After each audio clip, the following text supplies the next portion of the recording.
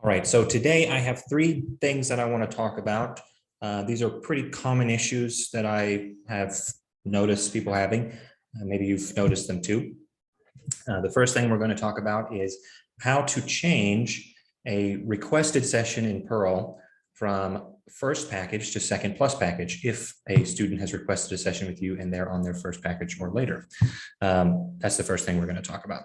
Then we're going to talk about how to start a session in Lessonspace as a backup when Perl fails. That's not if Perl fails, as we all know, that's when Perl fails.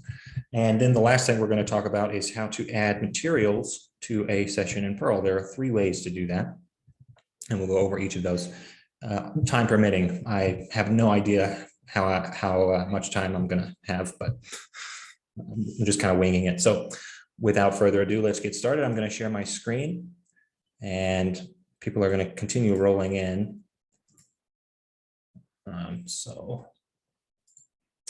All right, so can we all see my my screen here? Yes. Looking at Perl, right? Mm-hmm. Okay, so this is the what a student sees when they log into Perl. It's very similar to the dashboard. I just want to show the way that a student will request a session with an instructor. They go to the booking tab, they find their instructor.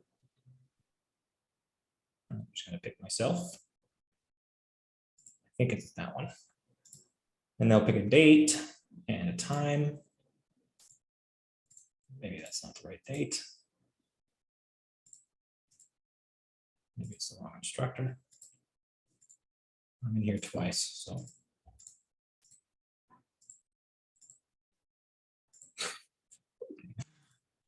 All right, Randy, let me pick a time.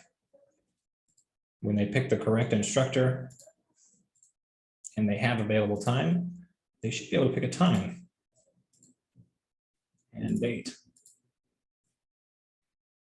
Why is it not letting me pick a time? Because this is Perl. I just did this before the meeting to test it. Okay, I want a session on next Saturday. Okay. Okay, so pick a time. Let's say that the student wants time, doesn't matter. 8:15, 1 hour.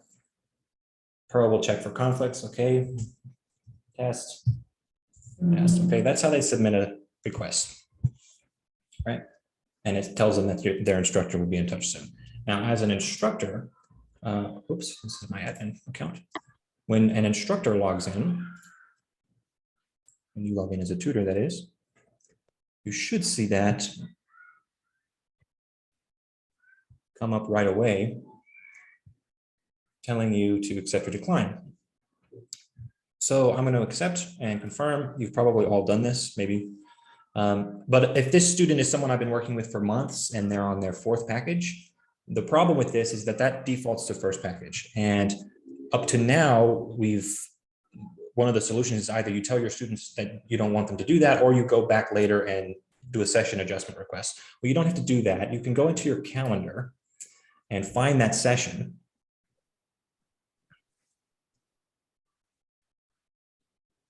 I'll put the month view so I can find it. It's the one for Saturday, right? So I'm going to click that, and I'm going to click the details view here, and then edit session. And then from there, I can change the program type from first to second plus package. Save the changes. Perl double checks. And then that's done. So if you have a student that you've had multiple packages with, you've been with for a while, and they keep requesting sessions and you're tired of submitting session adjustments, that's how you can do that a little quicker. Are there any questions about that? All right. Okay, so that's the first thing. Now I want to jump over to, while we're here in Perl, I want to talk about how to add materials to a session in Perl. So there's three ways to do it. The first way is adding them directly into your portfolio on Perl, which is just this tab here. The portfolio on Perl, as you probably know, is just a cloud-based file storage system. You can upload files by going here and clicking the Upload Files button. You can drag and drop, or you can browse files on your computer. And if I go to Downloads, should be able to find, here's one. Okay, it's easy as that.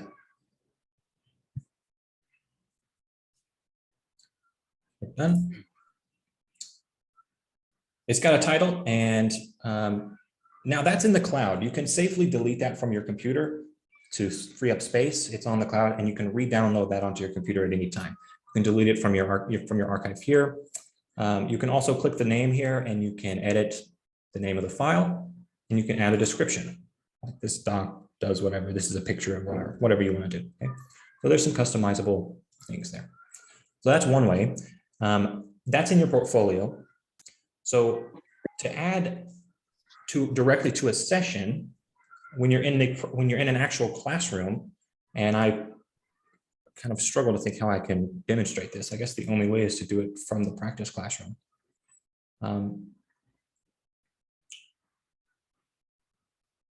You can add a session while you're in a classroom. You can add materials while you're in a classroom. So let me do that. I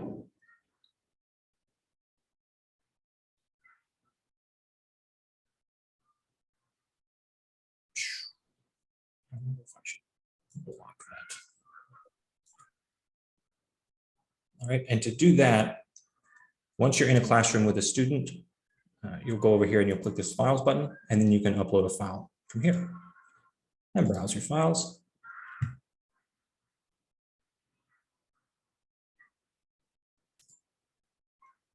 And again,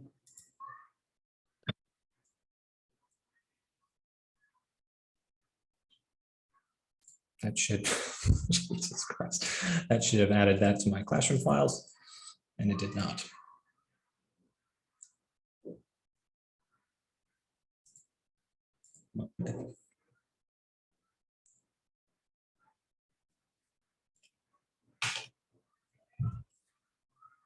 Okay, well,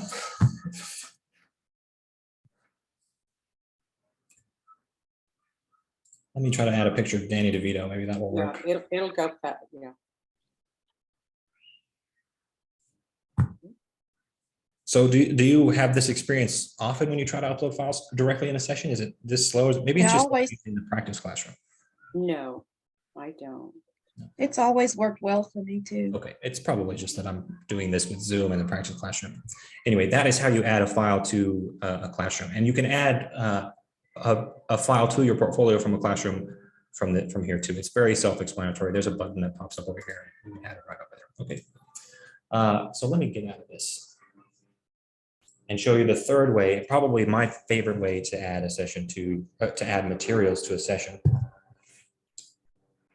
which is by going directly to the session details page. So if I go to the calendar and I find a session that I want to add materials to, I can click it. I can click the details button. And there's a nice little handy button right there to upload files. So I'll upload files. So this does two things. This adds sessions, why do I keep saying add sessions? This adds materials directly to that session, and it also automatically adds that to your portfolio. That's done. So now when I go into that session, when I join that session, I won't have to upload that file. I can just click that button, it'll be there. I can click and drag over. I think that's the fastest way to do it. You can do it beforehand. I think it's very easy. Okay. A rhetorical question here. Can a student upload from their end? They absolutely can. Great question. So if I'm a student, if I logged out of my student account, probably. So if I'm a student, it's the same idea. They go to their calendar, they click on that session, they click the details page, and it's the same screen. So yes. All right. So now, the last thing I have on my agenda is Lessonspace and creating a session in Lessonspace. Okay, so I know there aren't very many people in this meeting. How many people have actually done that? I know Cassania has. Linda, you've done it. You've done it too. Yeah. Who else do we have? I've been playing with it. Tim, have you used Lessonspace? No, I have not. Sorry. Hold on, let me I kind of want to use Lessonspace for all my sessions now. Yeah, But that's it's not surprising. I mean, we kind of expect that with a lot of our tutors. So, all right, so I'm going to show you how to open up a session in Lessonspace. And again, the idea is you're in Pearl, you've started in Pearl. It's very important that you schedule your sessions in Pearl. You have to do that. We can't pay you. That's how we keep track of the accounting. So you have to do that. But the idea is you've started in Pearl and Pearl's not working. Okay, now you go to Lessonspace. So we'll log into Oasis as an instructor. And when you log into Oasis, you just see a calendar. And so this is what you see. And to create a session in Oasis, you just click on your calendar and that creates that session wherever it is. And the unique thing about what we're doing with using Lessonspace as a backup in this way, it doesn't really matter when you create the session for this particular purpose. You can just click a random place on your calendar. You're just creating the Lessonspace session. It'll be live. I could even put it over here if I wanted to in a previous day. Doesn't really matter. Because Oasis is just the vessel through which we use Lessonspace right now. It's not really accounting for any of those sessions. When we create that session, we don't put any students in the session. So we click no student attending and the session type is Pearl backup. Okay. Location will be your time zone. But again, this is not important because there are no students in Oasis. This session isn't actually being recorded and tracked in Oasis. So, but just put your time zone and then create the session. What creates the Lessonspace meeting, this is the important step, is clicking this button right here, this blue button. So that creates the meeting. If you don't do that, you've done nothing.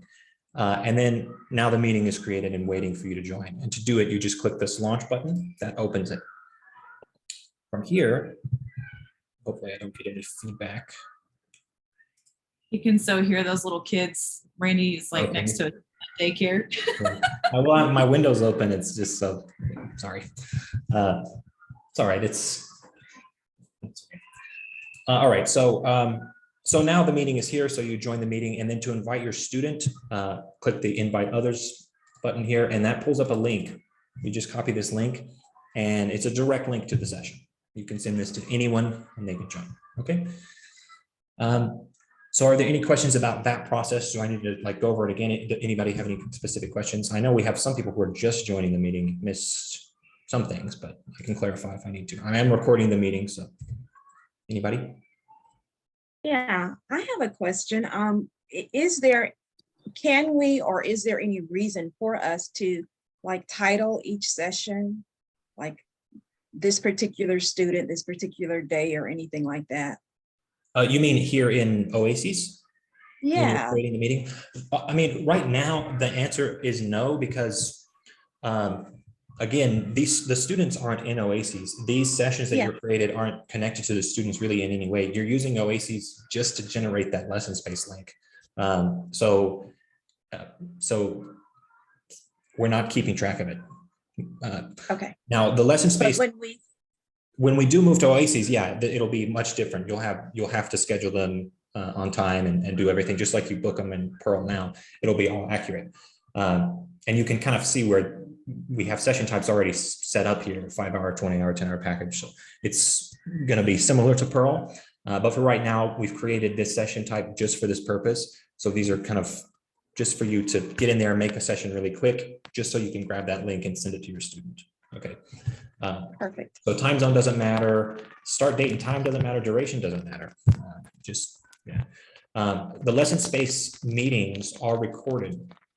So when you're in here, they are recorded, but one of the unique things about Lessonspace is that you as an instructor won't have access to those recordings. If you have a student who wants to see their meeting, you'll have to let us know and we can grab that from you. The recordings are similar to Pearl in that it's just a link. You send them a link and they can watch it in their browser. One other question for you, Randy. Like yesterday, I had a session that I previously set up from one time to another time, but we went over.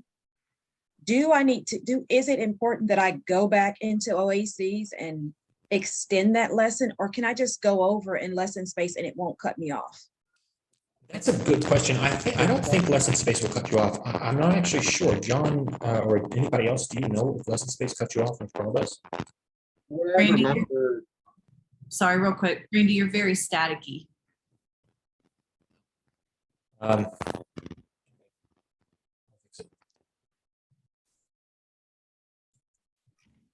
well, from what I remember, I guess the best description of an Oasis session within Lessonspace is that it's more of like a lobby that you're both participating in simultaneously. So there is somewhat of a way to make it like you actually conclude it, like it properly ends, but it didn't feel like Pearl where you have to like watch the timer or be aware of it relative to your scheduled session. So that was back when I tested it. I don't remember feeling the time pressure that I did with Pearl. So hopefully that helps. And looking at it, there doesn't seem to be a time element. There's no timer here. It's kind of hidden here, I guess. You can set a timer, but it's not, there doesn't seem to be that time urgency like there is in Pearl where it's always, in the corner ticking up. So my instinct would be that no, it doesn't cut you off. Yeah, another feature too that I thought was useful is you could like establish a meeting time, say on, next Monday, and over the weekend, you or your student could go in and like paste images or make sketches on things ahead of time, just to kind of play around with if applicable. So that was really nice because it meant the session was open, but it wasn't actually formally happening until you met at the mutually agreed upon time. So use that to your advantage and make your student aware, I guess, if applicable. My question is when we move to Lessonspace, will we need to set a timer for the hour? I mean, I would say that's probably pretty wise. I mean, I don't know.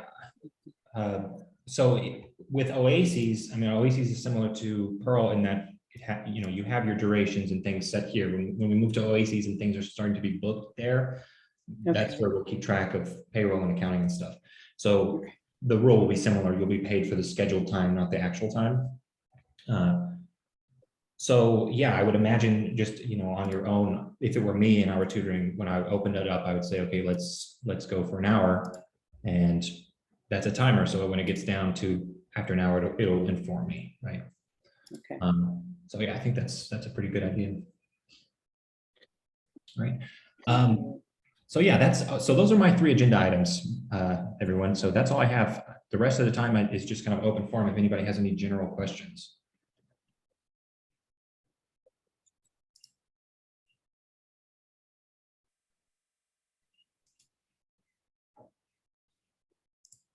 Can I Hi, ask? I just had a quick question. I'm a little bit new. I was wondering as to Oasis, whether there's a formal email as to how to sign up for an account there, or what that process is like. So you are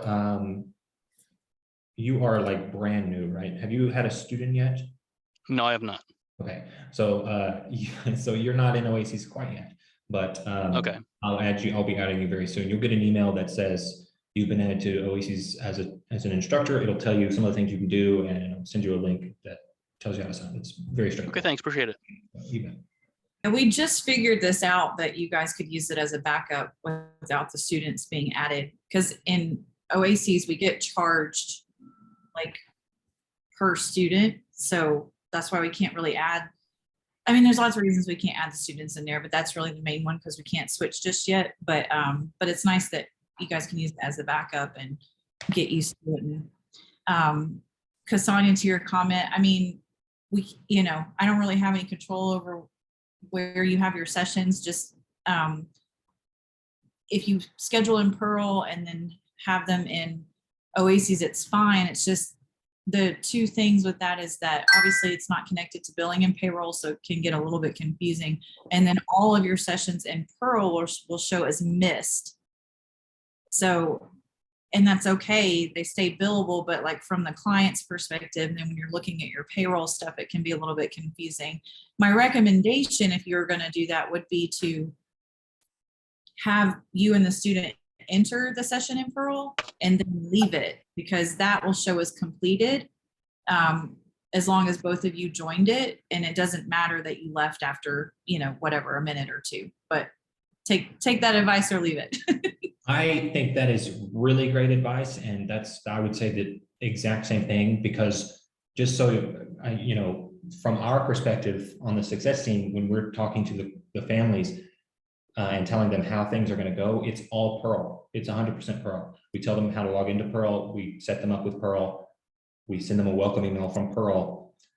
We put their credits into Pearl. So I would say, if it's me, I would say, okay, let's go to Pearl. And then when you get into Pearl, you can say, here's a link to our tutoring session. Let's go there. I think that's a great idea. It's wild that Pearl has been great since I've been with Learner, but all of a sudden here lately, either my students have had trouble working with Pearl, or, I mean, some kids have never used Safari the whole time I've been with them, but all of a sudden now whatever they're using is not working anymore. So I've had to, I mean, we always did log into Pearl first, but I mean, we could only communicate through chat in Pearl, and I would give them the Lessonspace link, and that's how we wind up over there. But I've not used Pearl much here lately. I don't know. We always come through Pearl first. Yeah. Yeah. I mean, I don't know what's going on. I mean, the outages, the students being erased from your rosters, you know, it's, it just, you know, Mike's calling the CEO, I think on Monday, because of all the problems. Like, it's not going to do anything. It's like, at this point, we have the solution in front of us. We have almost 1,500 clients. So the transitioning that many people into a new system, obviously, you know, OACs and Lessonspace will have their own set of issues. But my number one goal to start is that the tutors and students have a better experience. Like, we probably won't even figure out everything administratively for quite a while, but like, that's okay. Like, I just want to get everyone moved so you have a system that works. And I just think Pearl, like, I just don't think they have the bandwidth to support what we're doing. And then, you know, I don't know who their other clients are and how much stuff they're doing, but essentially we open tickets that really helped the other day. Like, I mean, I emailed them directly and I was like, what's going on? And they had no idea. I'm like, every student is deleted from every tutor account. How do you not know what's going on? So then you guys all open tickets and it was fine, and, you know, they fixed it or whatever. But yeah, so just flooding them with tickets as best we can. But if, like I said, if you want to use this and just work the two systems, then that is fine with us, because this is what we're doing. We've been shopping for this for a year. Like, it's been a long, long time coming. So I tried to get the switch done over the summer, but that just didn't work out, but it's happening. So it's exciting. And then after this, we will build our own. Like, we'll switch to this, and then eventually, I mean, it might be years down the line, but that is the next goal, is just to build our own system. Because in all reality, there is no system that exists for what we need. Brandy and I have done the legwork. Yeah. All right. So, I mean, that's all I have. Pretty simple meeting. The next one's in 2 weeks. I'd like to jump in with one more helpful thing, especially for being accessible on the client's end. Let me share my, Randy, can you? Yeah, absolutely. Okay, thanks. Yeah, so basically, let's say that you attempt to share your screen when you're in the practice or when you're in the classroom, right? So you have to remember to click this as the tutor, click the screen share thing, and then you press share my screen. On the flip side of that, if you want your student to share their screen, you as the tutor still have to click this fourth button in the tray and then let them press share my screen. You also have to remember that this is like a baton that you pass with your student. If they're still sharing your screen, then you can't share yours until they disable theirs, and vice versa. So often though, that might be incompatible, or Pearl just might be being Pearl. So let's say you're on your whiteboard, or you're on a different tab, one thing you can do is press the screen share button, at least on a Windows machine. That's generally above the backspace or near the delete key. And so what I'm going to do that is press that now. And now I'm going to click over on the files area, much like you'd upload any other file, and click upload file. The important part is you don't necessarily need to click on the browse file. So I'm just going to click, you can hear that click in the white space around this area, and then just Control V to paste it. And you see that that image of my screen is now from the clipboard onto here. So I'm going to push upload file, just like you do and normally. And now you'll see it's generic image.png. And then this is, this is actually its own image now. So this is like the ultimate workaround towards, you can click and drag, and this is a screenshot of what you're seeing there. So I think that's good there. That's just really useful on both the client and the tutor end, because sometimes, again, the screen share can be complicated or just incompatible. So that's really nice if you just want a single image to bring onto the whiteboard. So yeah, that's the screenshot trick. Very helpful. Thank you, John. All right, any last words before we end the first inaugural Q&A? No? I was muted. No, it's just, it's starting to get really busy, really busy. We had 86 trial sessions was our record number in a week. And this morning we were 6 away from tying that. So by tomorrow we'll definitely surpass. So we'll probably have 120 plus per week in October, I would think. So just check your email. Let us know when you start filling up. Yep. So we know what's All right, going on. everyone. All right, y'all have a good day. We'll see you in 2 weeks. Thank you. Bye, everyone.